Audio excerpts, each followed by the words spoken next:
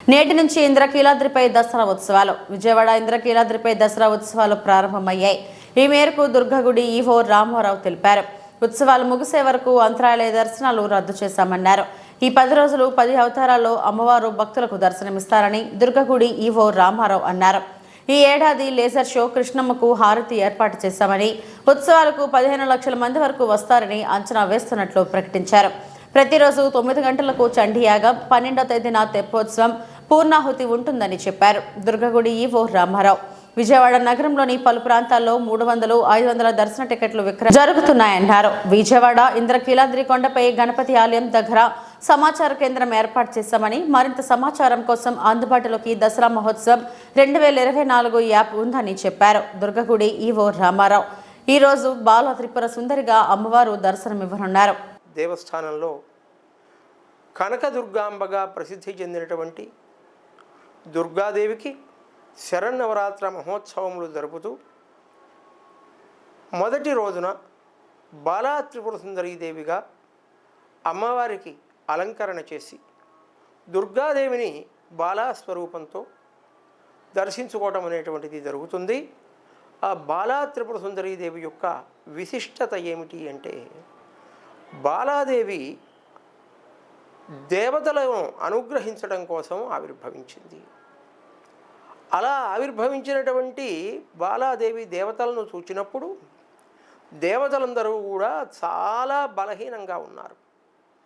రాక్షస బాధలకు గురైపోయి దేవతలు బాగా బలహీనులుగా ఉన్న సమయంలో ఆ అమ్మవారు తన యొక్క అనుగ్రహ వర్షాన్ని కురిపించి పూర్ణ అనుగ్రహంతో దేవతలందరినీ కూడా బలవంతులను చేసింది. మానసికంగా, శారీరకంగా, వాచకంగా చాలా బలాన్ని ఇచ్చి కాపాడింది అమ్మవారు.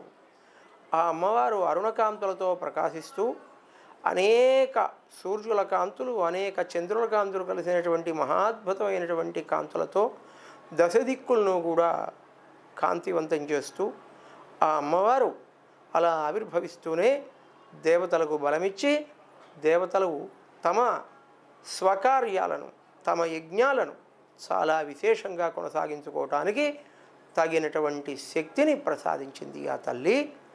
సర్వశక్తులు కలిగినటువంటి తల్లి బాలాదేవి. బాలాదేవిని చక్కగా మనం దర్శించినందువల్ల మరి విశిష్టమైనటువంటి బలం కలిగి మనోబలంతో మనుష్యుడు చాలా అద్భుతమైనటువంటి అభివృద్ధిని పొందుతాడు, సకల శుభాలను కూడా పొందుతాడు. శ్రీమాత్రే నమః.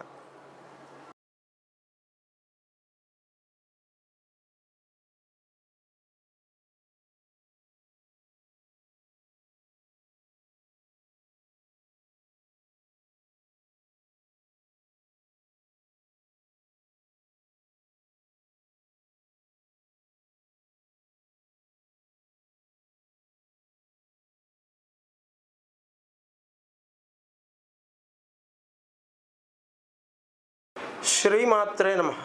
ఇంద్రకీలాద్రి పర్వతం మీద వేంచేసి ఉన్నటువంటి కనకదుర్గా అమ్మవారిని నవరాత్రుల్లో 2వ రోజున, ఈ రోజున గాయత్రి స్వరూపంతో దర్శించుకుంటూ ఉన్నా. సర్వేంద్రియాణ నయనం ప్రధానం. ఇంద్రియాలన్నిట్లో నేత్రము ప్రధానం కాగా సర్వేషు గాత్రేషు శిరః ప్రధానం అన్నారు. అయితే జన్మించినటువంటి ప్రతి ప్రాణికి కూడా మనస్సు చాలా ప్రధానమైనటువంటిది. ఆ మనస్సు మనుష్య జన్మలో చాలా విశేషమైనటువంటి శక్తివంతంగా ఉంటుంది. ఆ మనస్సులో శాస్త్రంలో చెప్పబడేటువంటి 4 భాగాలు ఉన్నాయి. అందులో బుద్ధి అనేటువంటిది చాలా విశిష్టమైనటువంటి భాగం. మనుష్యుడికి ఈ బుద్ధి అనేటువంటిది ఎప్పుడైతే సక్రమ స్థితిలో ప్రవర్తిస్తుందో మనుష్యుడు సర్వాభివృద్ధిని పొందుతాడు, తనకు తాను క్షేమం పొందుతాడు, ఎదుటివారి యొక్క క్షేమాన్ని కూడా పరిపూర్ణంగా సంరక్షించగలుగుతాడు. అటువంటి దివ్యమైనటువంటి బుద్ధి వృత్తులను సక్రమమైన స్థితిలో నడిపి కాపాడేటువంటి తల్లి గాయత్రీదేవి. సృష్టి ప్రారంభం నుంచి మహర్షులందరూ కూడా గాయత్రీ దేవత ఉపాసన చేశారు. వాళ్ళు మహాత్ములైనారు. ఈ లోకాన్నంతటినీ కూడా బ్రహ్మ సృష్టికి ప్రతి సృష్టి చేయగలిగినటువంటి అనంత శక్తులు గాయత్రీదేవి అనుగ్రహంతో మహర్షులకు లభించినాయి. అటువంటి దివ్యమైనటువంటి గాయత్రీ స్వరూపంతో అమ్మవారిని మనం దర్శిస్తున్నాం.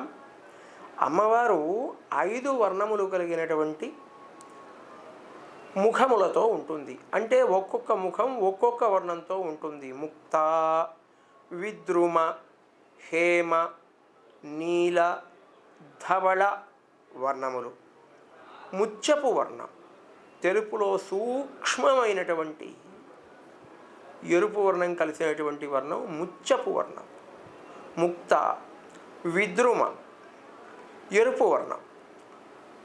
అలాగే అంటే పగడపు వర్ణం,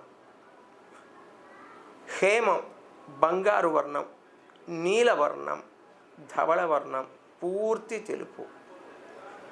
ఈ అమ్మవారు 5 ముఖాలతో ప్రకాశిస్తూ దశహస్తములు కలిగి ఉంటుంది.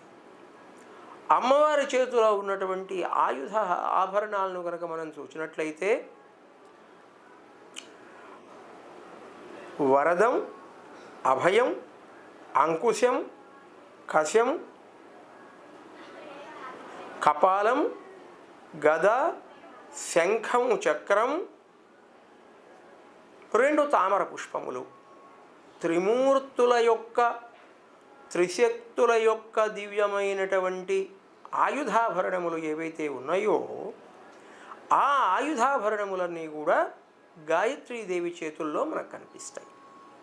అంటే ఈ సకల సృష్టిని కూడా నిర్వర్తించగలిగినటువంటి అనంతమైనటువంటి మూలభూతమైనటువంటి బ్రహ్మస్వరూపమే గాయత్రీదేవిగా మనకు శాస్త్రాలు చెబుతున్నాయి. అందుకనే మొట్టమొదటిగా గాయత్రి మంత్రోపదేశం చేసి ఉపనయనం చేసుకున్నటువంటి వటువుకు మరి గాయత్రి ఉపాసనను గురువులు అనుగ్రహిస్తారు. అటు తరువాత ఆ గాయత్రి ఉపాసన ద్వారా వేదసిద్ధి కలుగుతుంది. ఆ వేదసిద్ధి ద్వారా తత్వజ్ఞాన సిద్ధిని పొంది మహర్షులు మరి సమస్త లోకానికి కూడా దివ్యమైనటువంటి పరబ్రహ్మతత్వాన్ని ఉపదేశం చేశారు. కాబట్టి గాయత్రీదేవి యొక్క అపారమైనటువంటి అనుగ్రహం ఏమిటి అంటే మనస్సును సక్రమమైనటువంటి స్థితిలో నడిపి కాపాడేటువంటి స్థితి ఆ అమ్మవారి యొక్క అనుగ్రహం. కాబట్టి గాయత్రీ స్వరూపంతో అమ్మవారిని దర్శనం చేసినందువల్ల మనస్సులో ఉన్నటువంటి రకరకాలైనటువంటి దోషములు అన్నీ కూడా నివృత్తి అయిపోయి కోపతాపాదులన్నీ కూడా క్రమంగా తొలగిపోయి అమ్మవారి అనుగ్రహంతో మనస్సు చాలా శుద్ధమై సక్రమమైనటువంటి స్థితిలో ప్రవర్తించి ఎప్పుడు ఏ సమయంలో ఏ విధంగా ప్రవర్తించాలో మనస్సుకు ఆ దివ్యమైనటువంటి బలాన్ని శక్తిని అమ్మవారు ఇచ్చి సమస్త ప్రాణికోటిని కూడా మనుష్య కోటినంతటినీ కూడా సర్వదా కాపాడుతుంది. అటువంటి ఆ అమ్మవారి అనుగ్రహం కోసం మనం ఈ రోజున గాయత్రి దర్శనం చేద్దాం. శ్రీమాత్రే నమః.